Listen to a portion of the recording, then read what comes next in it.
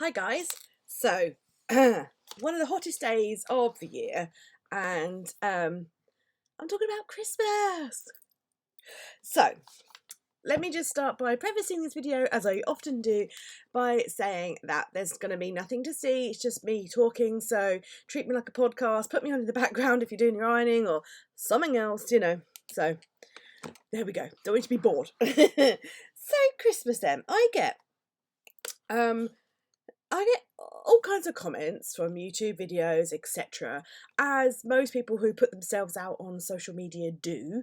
It's just par for the course, You put yourself out there on social media, and certain people think that they can say what the hell they like to you. Um, in the whole, right, I have met some wonderful people, lovely people. I've built up some really lovely friendships and community, and it's all good in the hood. But time to time there are some comments that kind of like hurt you or are upsetting, that kind of thing. I'm pretty tough skinned. I'm old enough now to don't get me wrong. I wouldn't say wouldn't say that I don't like get affected sometimes by them, but equally, like at the grand old age of 40, the young age of 40, I've lived enough years now to be like, I don't care because I'm not actually hurting anyone. Do you know what I mean? I'm not promoting anything nasty or anything. I'm not hurting anyone. I don't care if you think I'm fat. I am fat. I don't care. Like if you think I'm fat, I am fat. That kind of thing. But yeah, yes, I have facial hair. I'm 40 and I have a hormone issue. Like, do you know what I mean? It's like you don't have to tell people that because they're probably already aware. So, yeah, you do get all kinds of random comments. But the interesting ones I've had lately, and I often delete comments like that. So if you go back and look through my videos, you won't find them because I don't want that kind of like dialogue going on my channel, on my feed. Do you know what I mean? So yeah, Christmas. I've had not a lot of comments, but I have from time to time. In fact, I get it every year, to be quite honest. People come up with all various different comments. On the whole, most people are watching my videos because they also love Christmas, or they're vaguely interested in Christmas. They like the planning aspect of Christmas. They're into it, that kind of thing. But occasionally I get people who watch them and I'm like, why are you watching? It's clearly July and I'm putting out a Christmas video. If that ain't your bag, just don't watch it. But I've had a couple of comments, they range from it's July, why the hell are you talking about Christmas? Get a life. It's Christmas is only for December. And the other one is Christmas is not for adults. Or you're an adult, why do you wax so lyrical about Christmas? Why, or like, oh, it's really sad, a grown woman that gets so excited over Christmas. That kind of thing. Oh, okay, so let me just say something else as well, which I probably forgot to say. If you have young believers in earshot, then you will want to pause this video and watch it a later time when young believers are not around, because I am going to talk about something in a minute. So yeah, there you go. That was my little warning. Okay, so yeah, all kinds of comments like that, you're so sad, I can't believe you get so excited about Christmas, la la la la. So I get all those negative comments about why you liking on Christmas and you're an adult, you're a woman, blah blah blah. But then I get comments on my art and all that kind of stuff about, you're so creative. Where do you come up with your ideas? How do you come up with ideas every month for all these new collections? Your characters are so whimsical. I love your whimsical style. How did you think of that? How did you think of putting that with that? All those kind of things. And I'm like, right, okay, dudes. Okay, the two things, my loves, are actually linked. And not a lot of people necessarily twig that. Okay, so my sense of loving Christmas and my excitement over Christmas and things like that, those sort of things, they keep me young, shall we say. But they keep my whimsical heart going. They keep my whimsicalness alive. And do you know what? This last 18 months it's been shit. We've had a global pandemic going on that's been not nice, right, for so many people. We've had Brexit stuff going on, which has caused different people different issues. I mean, like, me personally, we run a small business, and basically we have lost all our business to Europe now. I used to do about 30% of my business used to go to Europe. Now is 1%. So we've had that going on for us personally. We had a new member of our family join. So we've had to kind of get over the bumpy road of that. And that in itself was a very stressful time, which I won't go into because it's quite personal. And one of the things that's kept me going and kept me alive through all of that is kind of Christmas. Christmas, like, I love just, you guys, if you follow my other account from the workshop or the Facebook group, I enjoy like finding things that are Christmas related, that have that spirit of Christmas, that quirkiness, that whimsy, that unique stuff. That is what keeps me alive.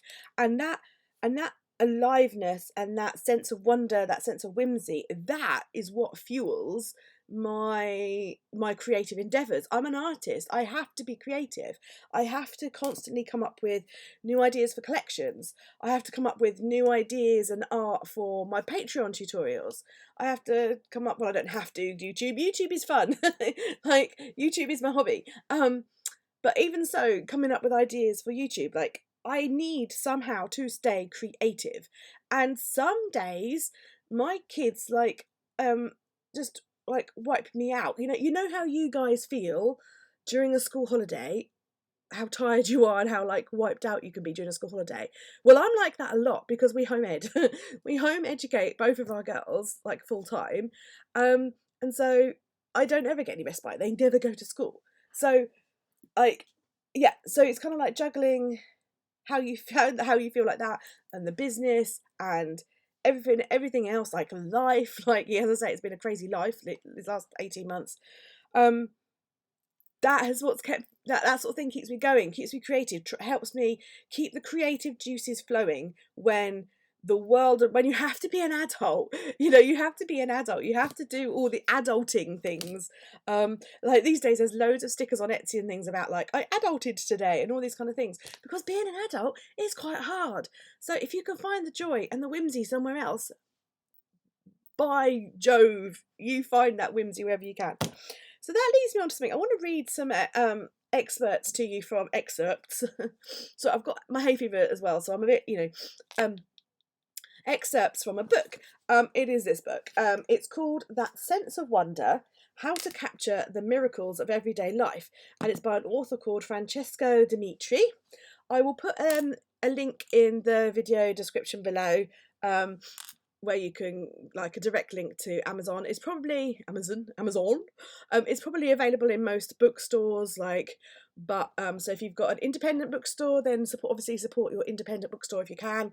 But I'm just putting I'll put a quick Amazon link. Like, it's all foiled, so it's quite pretty. I got this book for my birthday. John bought it for me. I think it was John.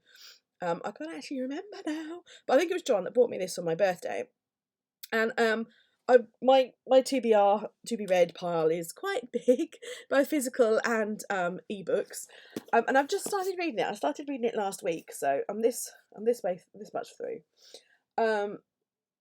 I often find it harder to read a paperback than I do an electronic book, because sometimes I can sit with the kids like of an afternoon about 3-4 o'clock. We tend to have like TV time, and there's only so much Bing or Peter Rabbit or whatever you can read, but they do like to kind of like sit with me and feel like I'm with them participating, and I can often have like my Kindle open and read my Kindle while they're sat on my lap.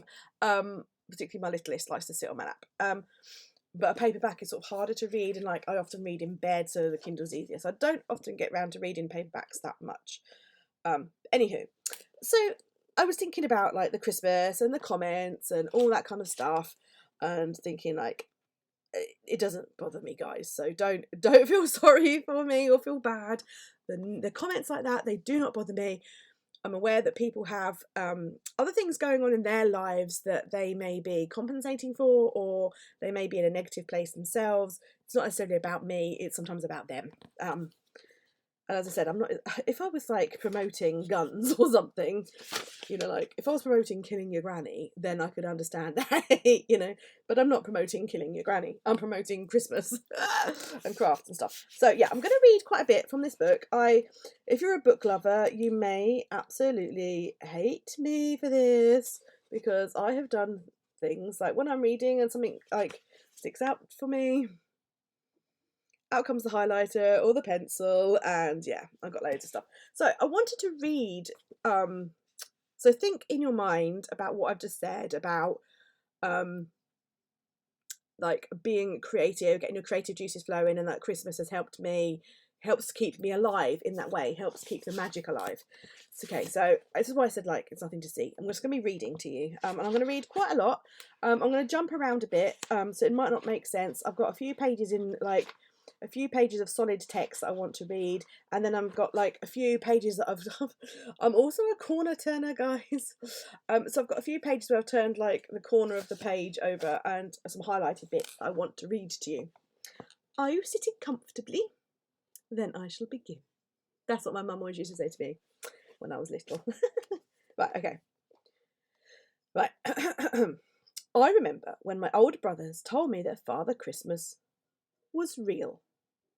I can't be sure whether it is an actual memory or a patchwork of truth and fiction I conjured up later, but the mental picture is there, crystal clear. I was sitting on a bed under a huge Duran Duran poster, my legs dangling a good distance from the floor. Though it must have been late autumn, the day was warm. My two brothers were standing right in front of me, and I was craning my neck to be sure I took in their every word. I looked up at them. You would have done the same. They wore the coolest sunglasses, listened to the best music, and hung out with the smartest kids in town. And yet they still took time off from their busy schedules to kick a football with me. He has a big belly, said Gigi. Like Dad's? I asked. My father was still in perfect health, and I thought that would never change. Bigger, replied Gigi, air drawing a seriously prodigious belly with an expansive circular movement of his arms. Archangelo added, He needs all that fat to keep warm. He lives at the North Pole, you know. With penguins. I so wanted to believe, but due diligence was required here, and I probed further. And he's the one who brings us presents at Christmas. Are you sure about that? Yes, that's right. To all children across the whole world? Yep. He goes around the world in one night. Yeah, he travels on a sledge, says Gigi, as if that settled the matter. I looked at the sunny day outside, and doubts began to creep into my mind. Sledges ran on snow. I knew that much, but also knew we didn't see a lot of snow in southern Italy. No, wait. We didn't see any snow. My Christmas presents were at risk. Archangelo seemed to detect my concern. It's a flying sledge, he explained. It doesn't need any snow. How's that possible? Because it flies. Yeah, but how? It flies by magic, said Gigi. And that settled the matter. Magic made sense to me back then, as it still does, albeit in a different fashion. That was the first Christmas I can remember. On Christmas Eve, I left out biscuits and a glass of milk for Father Christmas, then lay awake for hours, tossing and turning under the covers. I awoke the next morning at 6 o'clock, leaped out of bed, roused the other members of my family, and dashed to the Christmas tree, where, sure enough, presents had appeared. The glass had been emptied, and the biscuits had been eaten, only crumbs remaining. I don't remember what I got, but I remember very clearly the crumbs and the empty glass. Presents were only presents, only things, and the novelty of things wears off quickly. But the empty glass and the crumbs, they were something more. They proved that Father Christmas had actually flown across the sky and slid down my chimney. The crumbs and the glass, they were magic. It might be tempting to explain children's excitement at the presents Father Christmas brings as the greed of spoiled brats. That is true, in part. There is another truth, and this is the one that matters. Children are excited because Father Christmas comes from a world of magic. The stuff they get for their birthday is not remotely as exciting. They know where it comes from, and it is not from a magic man on a flying sledge. The story of Father Christmas is a lot more than a white lie. It is a different sort of truth, a sprinkle of fairy dust that turns plastic dolls into talismans and teddy bears into totems. In short, into objects of wonder. Time went by. The 80s marched on with their madness of inglorious politics, horror films and synth music, and at some point the harsh truth sank in. It was Mum and Dad who brought me the presents. There was no magic involved, only a cold exchange of cash for goods. I don't remember when or how I learned that this was the case, perhaps because the discovery caused me such disappointment. The merciless light of reason had broken the spell, and Christmas would never be the same again. Don't get me wrong, I continue to like Christmas, and I still do. I enjoy the warmth, the coming together of family and friends, even with the seasonal feuds and fights and cutting remarks fueled by drink. Although I grumble and whine as busy adults are required to do, I still have a good time and I still get presents. But they are never quite as good as the ones I received as a child. How could they be? They don't come down the chimney anymore. I'm happy to be a functioning adult and I would never want to be a child again.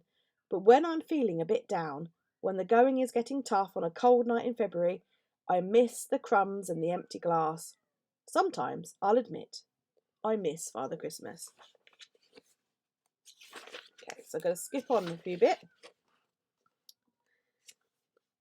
So he talks about growing up, all the adulting things, and then I'd stopped asking the sort of questions that made me wonder how will Father Christmas sledge reach southern Italy without snow? Because I had too many questions to answer about the mundane matters of life. Will my car hang on for another 6 months? It happened gradually without my noticing it. You start fretting about tax returns, and after a while you don't have a lot of time to worry about monsters in the dark. HMRC bureaucrats are scary enough.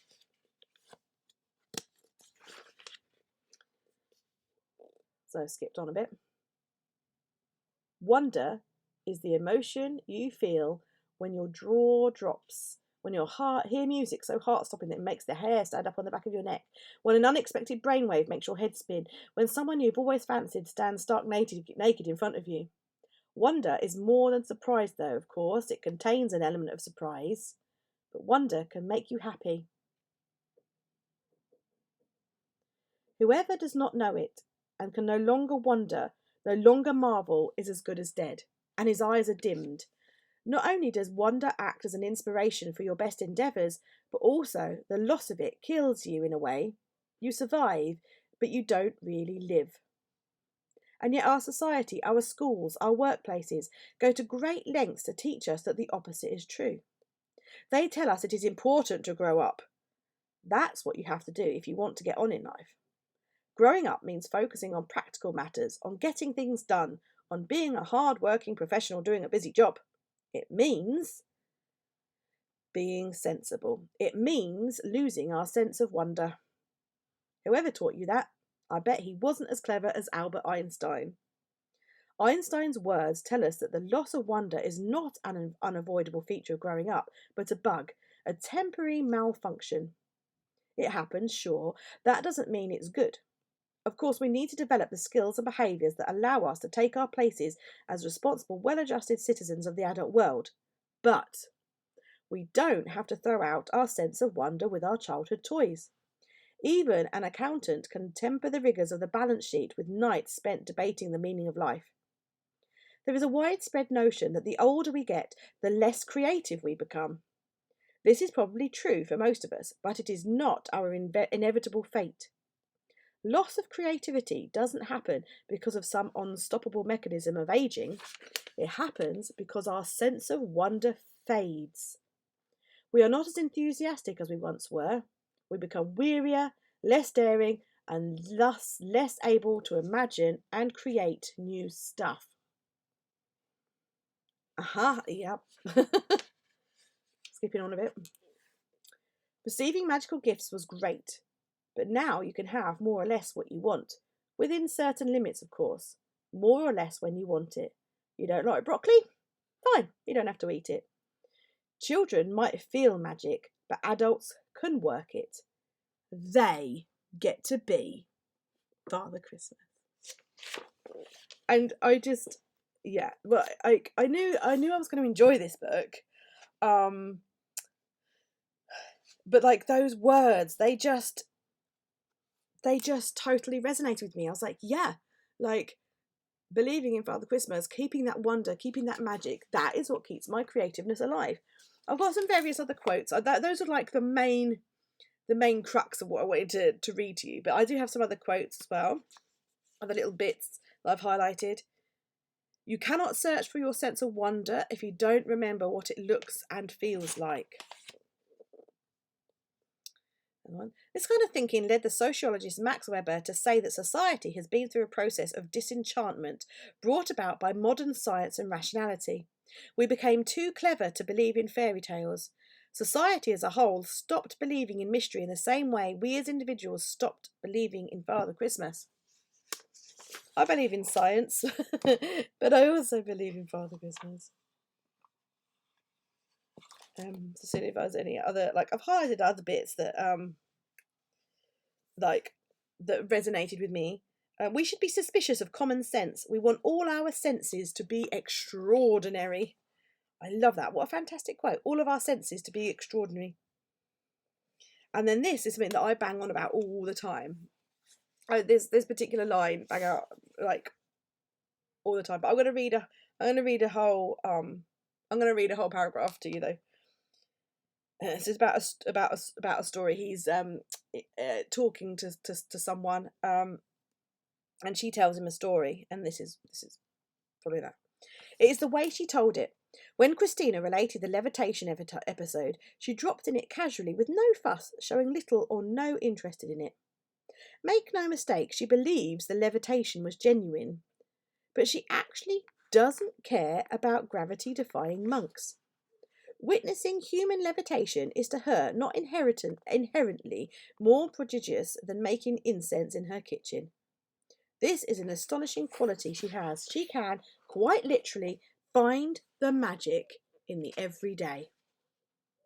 And I'm always saying that happiness, for me, the joy, the magic, is in the everyday things. I made, the other day, we have an allotment and we also grow veggies at home in our garden. And courgettes are prolific. John is so good at growing courgettes. Tons of courgettes. Courgettes coming out of every orifice.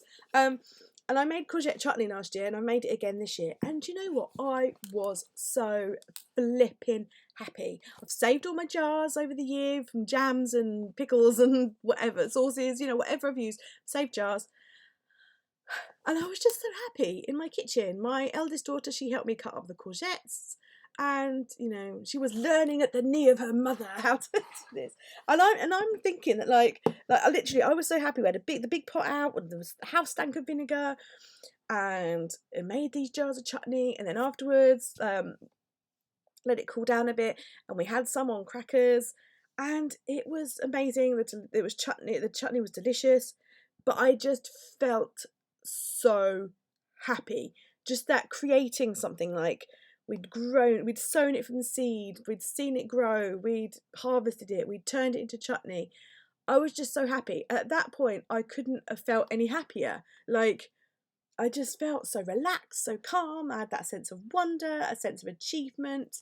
And also I was thinking, like, my daughter, she helped me make jam as well when we had all our strawberries. And I was just thinking, this is what my daughter is going to remember when she's older. She is going to remember the harvest every year. She is going to remember making chutney with her mum.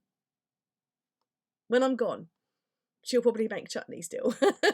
And she'll be like, oh, I remember making chutney with my mum. There we go, guys. So the next person who thinks that you're like crazy, stupid, whatever, because you believe in Christmas, tell them to go and do one. Or tell them to read this book and tell them to stop being so boring, and that we need to have our sense of wonder and our sense of whimsy. Because if, like, you think about it, all the designers in the world, what have we got? Just for example, we've got clothes designers, furniture designers, architects, just to name just a couple. The packaging that's on our food, the cars, the TV programs, like art, creativity, design, it is all around us. We would absolutely be lost without it. Gardens, all of that kind of stuff. Could you imagine if the people whose jobs it were to design and create all these things, if they lost their excitement, if they lost their wonder, if they lost their magic? Can you imagine what the world would be like?